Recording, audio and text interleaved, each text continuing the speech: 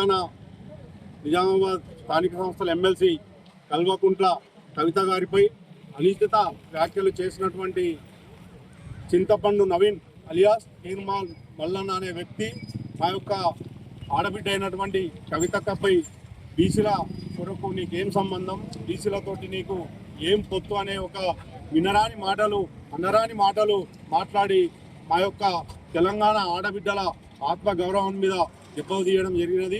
కాబట్టి మేము ఒకటే చెప్తా ఉన్నాం, ఆమె బీసీల కోసం పోరాడుతుంటే బాగుపడేది ఫస్ట్ బీసీలమే.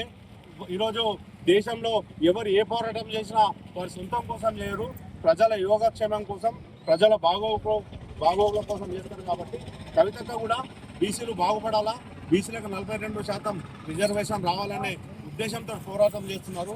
దాన్ని అర్థం చేసుకోకుండా మాకు బీసీలకు నీకేం సంబంధం అని తప్పుడు సందేశం పంపడం అది తప్పు. కాబట్టి ఈరోజు నువ్వు కవితక్క గారికి క్షమాపణ కోరుకుంటే ఆమె క్షమిస్తుందని చెప్పి, లేకుంటే నువ్వు తెలంగాణ ఆడబిడ్డల ఆవేశానికి గురవుతామని చెప్పేసి ఈ సందర్భంగా తెలియజేస్తా ఉన్నాం. జై తెలంగాణ, కవితక్క నాయకత్వం. భాగంగా మేము రెంజల్ పోలీస్ స్టేషన్లో ఈరోజు చింతపండు నవీన్ అలియాస్ తీర్మార్ మల్లన్నపై ఫిర్యాదు చేయడం జరుగుతున్నది.